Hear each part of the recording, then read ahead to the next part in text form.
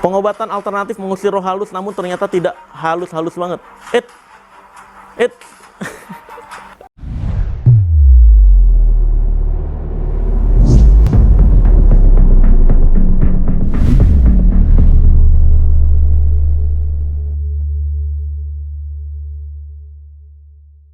Belakangan ini dunia konten horor dan para dukun-dukun berkedok agama turun drastis dan bahkan bisa dibilang kehilangan minat yang super duper anjlok mereka nih. Karena banyak masyarakat Indonesia alhamdulillahnya yang belakangan ini teredukasi oleh pikiran-pikiran rasional, terus juga teredukasi untuk lebih analisis, dan ya gue cukup berbangga hati ya atas kemajuan pola pikir masyarakat Indonesia. Tapi akibat itu banyak dukun-dukun di luar sana yang nggak kreatif nih, nggak bisa lagi menciptakan keajaiban-keajaiban baru, sehingga yang mereka praktekkan dalam pengobatan-pengobatan tradisional yang belakangan ini beredar itu bukan lagi pakai trik, tapi memanfaatkan kepercayaan pasiennya untuk kesembuhannya itu sendiri. Maka dari itulah banyak banget nih yang ngetek-ngetek ke gua tentang pengobatan-pengobatan tradisional yang terlihatnya sakti, tapi sebenarnya itu memanfaatkan kepercayaan si pasiennya sendiri tuh. Jadi kayak ada yang orang pasiennya di depan, dia gini-gini doang, terus dia gitu-gitu. Ada juga yang disentuh-sentuh, ada juga ya macam-macam. Sebenarnya dalam pengobatan-pengobatan seperti itu ada juga dasar-dasar ilmunya guys. Kayak contohnya pengobatan energi, dasar ilmunya kebanyakan dari pemahaman Reiki. Nah, gue bisa berbicara seperti ini karena kebetulan gue punya sertifikasi Reiki juga dari Reiki Asia. Gue udah sampai ke tahap Reiki Master. Kalau di dunia Reiki itu ada 3 tahapan. Reiki Chokurai, Seiheiki, dan Reiki Master. Nah, kebetulan gue sudah di tahap ketiga, Reiki Master atau tahap yang terakhir. Semenjak ada kamera yang bisa menangkap aura atau warna energi, itu memang tentang dunia energi, itu kita bisa mengobati energi atau merubah energi orang lain, itu menggunakan tangan kita sendiri. Ya, bisa dibilang Reiki cukup masuk ke arah rasional belakangan ini. Tapi ya tetap aja, untuk kesembuhan, itu tergantung seberapa percayanya si pasien terhadap si praktisinya. Karena mau bagaimanapun, pengobatan tradisional itu tetap pengaruh terbesarnya adalah placebo effect, alias obat palsu, alias hanya sekedar kepercayaan si pasiennya sendiri. Makanya, banyak di luar sana pengobatan-pengobatan tradisional yang mengatakan dokter aja tidak bisa menjamin kesembuhan, apalagi kita. Kesembuhan itu datangnya dari Allah. Wih. Dari 10 pasien, yang sembuh cuma 1, yang 9-nya akan bilang, oh berarti nggak cocok aja, pindah ke pengobatan tradisional lain.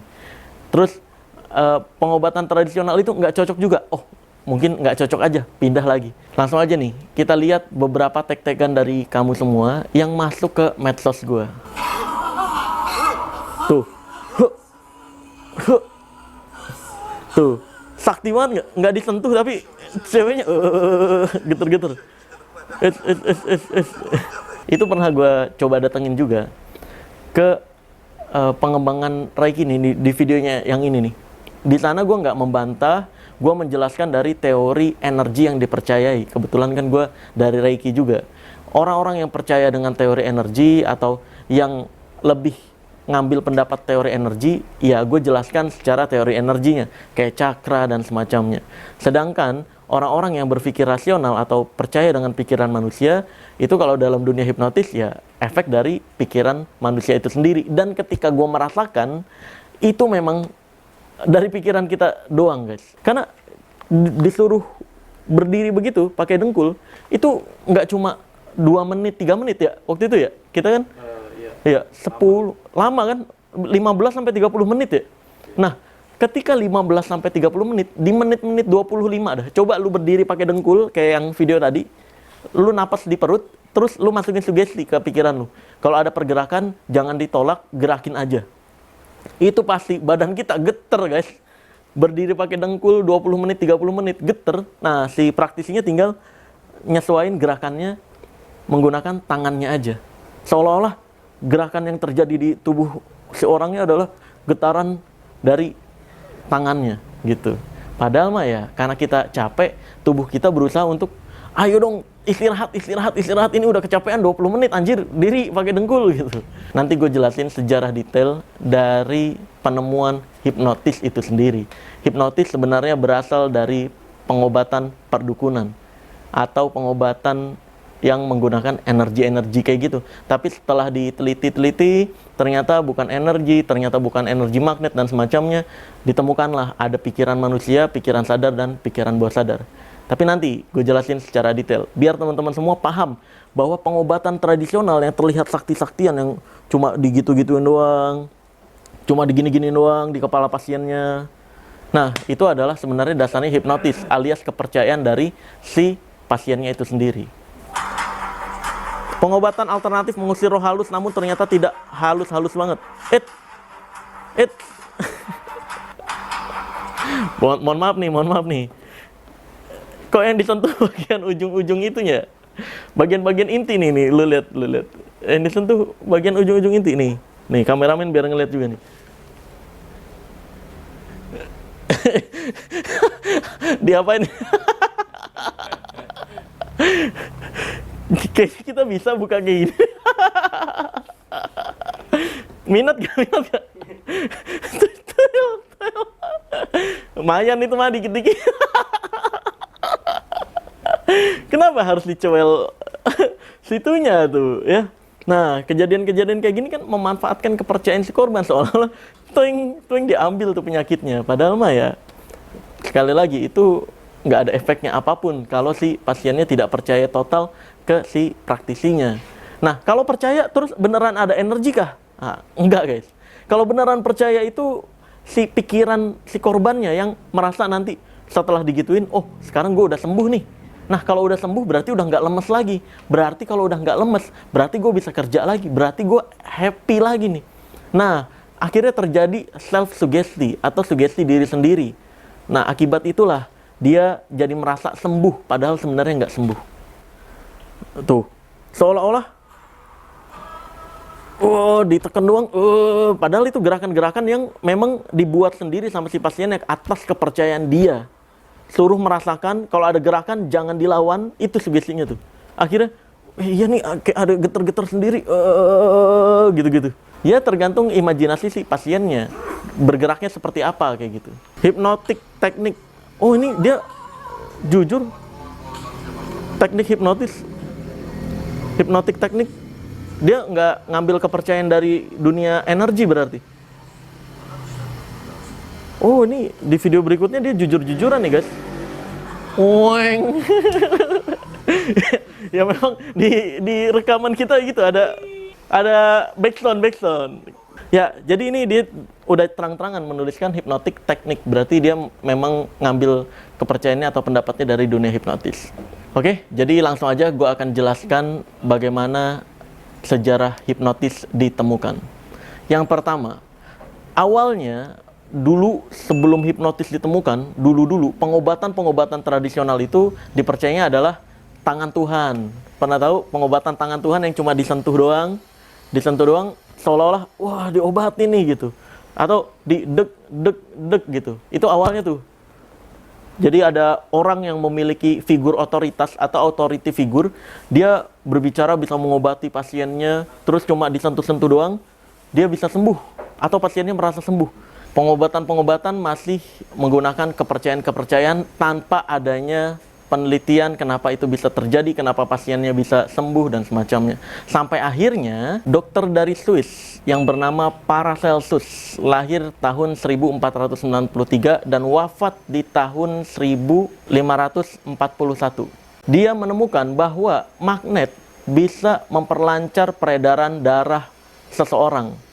Dan hasil dari penelitian dia bahwa menyebutkan seringkali penyakit yang terjadi ke seseorang itu diakibatkan kurang lancarnya peredaran darah di bagian-bagian tubuh tertentu, dan magnet bisa membantu untuk memperlancar bagian-bagian yang tersumbat, sehingga Paracelsus ini adalah dokter pertama yang menggunakan magnet untuk pengobatan. Jadi mulai bergeser tuh, dia cukup terkenal dengan pengobatan magnetnya itu. Nah, mulai tahun itu, pengobatan tradisional mulai bergeser ke magnet. Lalu, ada berikutnya sosok yang dikenal oleh dunia juga, yaitu adalah Franz Anton Mesmer. Dia lahir tahun 1734 dan wafat di tahun 1815. Nah, Franz Anton Mesmer ini adalah dokter dari Jerman. Dia murid dari Maximilian Hell. Maximilian Hell itu adalah pengobat juga yang menggunakan magnet itu sendiri. Lalu Franz Anton Mesmer ini ketika memahami konsep pengobatan magnet, dia tuh yang pertama kali menggunakan gelang magnet, cincin magnet, enggak lagi pakai magnet batangan, gelang kaki magnet, terus juga kalung magnet, sehingga menurut dia nggak perlu lagi magnet batangan, jadi cukup pakai magnet di tubuhnya aja, seolah-olah energi magnet bisa menyerap ke dalam tubuhnya. Jadi pasiennya disuruh tiduran, karena dia udah full magnet semua di badannya, dia mulai menggerak-gerakkan tangannya seperti ini dari ujung kepala ke ujung kaki. Sampai suatu ketika, gue pernah baca awal mula dia menemukan konsep animal magnetism atau mesmerism itu sendiri. Itu yang cukup dikenal di dunia tuh. Dia ada pengobatan keluar kota atau keluar negeri kayak gitu, gue agak lupa juga ya. Nah, dia naik pesawat, kopernya itu tertukar dengan koper orang lain yang tidak ada gelang magnet, cincin magnet, dan lain-lain. Akhirnya ketika sampai di kota si pasien, dia kan, wah, nggak bawa semua nih magnet-magnetan. Dia berpikiran, selama ini kan saya udah pakai magnet terus. Pasti di dalam tubuh saya, ini udah mengalir energi magnet. Nah, itu pasien pertama tuh. Dia ngobatin tanpa magnet sama sekali.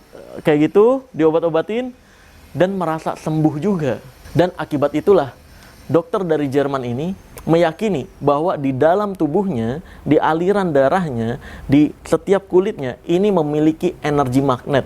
Ini kan sebenarnya kayak kembali lagi ke masa lalunya, energi-energian. Cuma dengan dalih dia punya kekuatan magnet, bukan energi.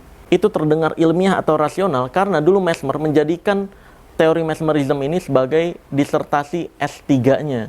Lalu membuat si Mesmer ini jadi kaya raya, tapi juga menimbulkan pro kontra di dunia kedokteran. Karena ya pasien-pasiennya jadi lari ke Mesmer semua. Banyak yang berusaha menyelidiki pengobatan mesmerism ini beneran rasional atau jangan-jangan pembodohan. Akhirnya diteliti nih sama Raja Louis ke-16 pada tahun 1784.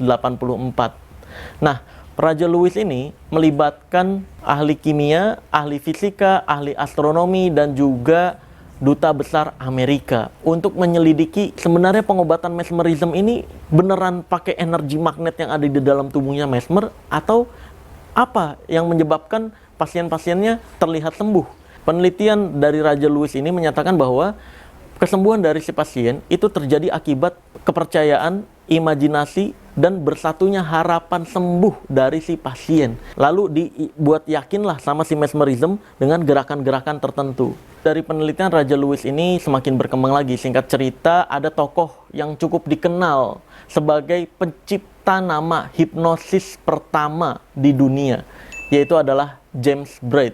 Jadi James Braid ini adalah dokter dan ahli bedah. Menurut penelitian dia, magnetism atau mesmerism itu bukan transfer energi magnet, tapi itu adalah proses tidurnya saraf dari seseorang menuju ke relaksasi, ketenangan, sehingga sistem imunnya atau sistem sarafnya bisa bekerja optimal untuk menyembuhkan tubuhnya sendiri. Maka dari itulah James Braid menyebut tidurnya saraf seseorang itu dengan sebutan hipnosis, atau diambil dari kata hipnos. Hipnos itu artinya adalah dewa tidur. Tapi di tahun 1847, James Braid itu menemukan efek dari tidurnya saraf yang tadinya dia teliti itu, kayak contohnya anestesi, katalepsi, dan amnesia, itu ternyata bisa dilakukan tanpa harus tidur, tanpa harus membuat tubuh seseorang tidur pules atau tutup mata. Maka dari itu, di tahun tersebut, James Braid sebenarnya mau merubah nama hipnosis itu ke nama monodeism. Monodeism itu artinya adalah konsentrasi atau fokus terhadap suatu ide tertentu, termasuk kesembuhannya itu sendiri. Tapi sayangnya, karena pada tahun itu hipnosis atau nama hipnosis itu udah cukup terkenal sejagat dunia, itu gagal untuk diganti ke nama monodeism ini. Dan James Braid sampai saat ini dijuluki sebagai hipnoterapis dan juga dijuluki sebagai bapak hipnotis modern. Sampai akhirnya ada muncul sekolah psikoterapi yang disebut Nancy School, yang mendirikan adalah Ambroise Auguste. Dia adalah orang yang menemukan atau menuliskan pertama untuk membuat seorang pasien lebih maksimal dalam mencapai kesembuhan. Itu penting banget untuk membangun building rapport atau kedekatan terhadap si praktisi dengan si pasiennya. Lalu ada sosok yang dikenal dunia juga, yaitu bernama Sigmund Freud. Nah, Sigmund Freud ini dikenal di dunia psikologi nih. Dia awalnya pegiat hipnoterapis, tapi setiap kali dia melakukan hipnoterapis, kok hasilnya nggak maksimal ya terhadap pasien-pasiennya. Akibat kurang ahlinya dia terhadap dunia hipnoterapis, dia meninggalkan dunia hipnoterapis itu dan menggunakan metode baru yang disebut psikoanalisis. Akibat Sigmund Freud ini meninggalkan dunia hipnoterapis yang tadinya dia praktisi hipnoterapis, ini dunia hipnoterapis itu semakin mundur pada tahun itu. Dia lahir di tahun 1856 kalau nggak salah, lalu wafatnya di tahun 1939. Lalu dalam dunia hipnotis, orang yang berpengaruh sampai saat ini, penelitiannya, pengetahuan yang dipakai untuk pelatihan-pelatihan hipnotis, yaitu adalah Ormond McGill. Dia lahir di tahun 1913 sampai wafat di tahun 2005. Dia itu yang membuat buku langkah demi langkah bagaimana cara mempraktekkan hipnotis. Yang sampai saat ini kalau kamu ikut-ikut pembelajaran hipnotis atau private hipnotis, itu sebenarnya karya dari Ormond McGill dan penelitian dari Ormond McGill itu sendiri. Maka dari itulah Ormond McGill dapat julukan sebagai bapak hipnotis panggung. Karena dia orang yang menjelaskan dengan mudah dan detail, sebenarnya hipnotis itu langkah demi langkahnya kamu harus melakukan A, B, C, D, E, F, G, H, I, J gitu. Hipnotis di zamannya Ormond McGill bukan lagi dunia hipnoterapis doang, tapi semakin dikenal di dunia-dunia panggung hiburan. Nah, jadi begitu guys, sejarah dari dunia hipnotis itu sendiri. Maka dari itu, sebenarnya pengobatan-pengobatan yang orangnya disuruh tiduran, tutup mata, terus gini, terus dibilang kalau ada merasakan gerakan atau rasa tertentu, jangan ditahan-tahan, gerakan saja. Nah, itu sebenarnya adalah cikal bakal dari dunia hipnotis itu sendiri. Cuma zaman dulu belum dilakukan penelitian-penelitian lebih lanjut tentang apa yang terjadi oleh pikiran manusia. Teman-teman semua bisa merasakan di rumah. Coba teman-teman kayak gini, tangannya. Ini yang dibuat penelitian-penelitian atau membuat korban-korban yang ilmu tenaga dalam, itu dibuat ngerasain kayak gini doang. Coba, kamu kayak gini, itu nanti kayak ada rasa magnet berlawanan. Coba rasain deh sekarang, teman-teman lepas handphonenya, kamu ngerasain tangannya santai, rileks, jangan terlalu tegang. Kamu deket-deketin kayak gini, nanti di tengah-tengahnya kayak ada rasa magnet berlawanan. Kamu gerakin gitu, maju mundur. Kamu ngerasainnya kayak ada magnet berlawanan. Perlu rasa tuh. Nah, ketika ada yang bisa merasakan itu, dibilangnya itu adalah energi. Itu dari teori kepercayaan energi itu sendiri. Padahal, coba sekarang teman-teman, tetap tangannya seperti ini, tapi sugestinya saya ubah. Rasain tangan teman-teman, itu magnet yang saling tarik-menarik. Lama-lama makin deket. Nah, rasain deh, lama-lama makin deket, terasanya kayak nempel. Nah, jadi sebenarnya bukan karena ada energi, tapi karena pikiran kita sendiri mau mengarahkan dia seolah-olah magnet yang berlawanan, atau mau mengarahkan dia sebagai magnet yang beneran magnet nempel. Maka dari itu gue lebih condong ke penelitian dari dunia hipnotis itu sendiri, karena lebih sesuai fakta dan realita daripada dunia energi itu sendiri yang katanya nih untuk merasakan energi nih ntar ditransfer ke tubuh seseorang, yaitu hipnotis era zaman dulu lah bisa dibilang. Tapi zaman sekarang alhamdulillah penelitian pikiran manusia semakin berkembang, ditemukan fakta-fakta baru juga tentang pikiran manusia, dan sebenarnya video ini adalah pengetahuan dasar yang wajib diketahui oleh semua orang untuk memahami pengobatan tradisional A, B, C itu benar atau enggak. Ya benar atau enggaknya tergantung kepercayaan si pasiennya sebenarnya. Kalau si pasiennya lebih percaya dengan pengobatan-pengobatan seperti itu, ya mungkin akan berpengaruh baik. Karena itu bisa menimbulkan kepercayaan sembuh di pasiennya. Tapi kalau untuk penyakit-penyakit parah, kayak kanker dan semacamnya, udahlah ke rumah sakit aja lah. Operasi harus operasi ya udah gitu. Karena memang kalau ke pengobatan tradisional, itu bisa dibilang kamu hanya merasa sembuh, tapi virus ataupun penyakitnya nggak beneran sembuh. Khawatirnya kamu terlambat ke dokter, udah terlalu parah, dan kamu nggak terselamatkan. Khawatirnya kayak gitu. Dan pengobatan apapun itu, mau herbal, mau medis, ataupun tradisional, ingat, seringkali kita lupa, langkah awal ketika kita sakit bukan berobat, tapi minta tolong ke Allah untuk disembuhkan penyakitnya. Karena yang bisa menyembuhkan aslinya adalah Allah, bukan dokter, bukan pengobatan tradisional, bukan herbal. Maka dari itu, pikiran kita akan menentukan bagaimana kita hidup. Ketika kamu nggak bisa mengatur pikiran kamu, maka pikiran kamu sendiri yang mengatur hidup kamu. Maka dari itu, pelajari pikiran manusia agar kamu bisa mengendalikan secara maksimal untuk bisa hidup secara maksimal dan stabil. Mungkin begitu aja video kali ini. Saya akan tutup video ini dengan tagline ilmu merah. Jadilah lebih pintar daripada orang pintar, jadilah lebih normal dari paranormal, dan jadilah lebih natural dari ahli supranatural. Bye-bye.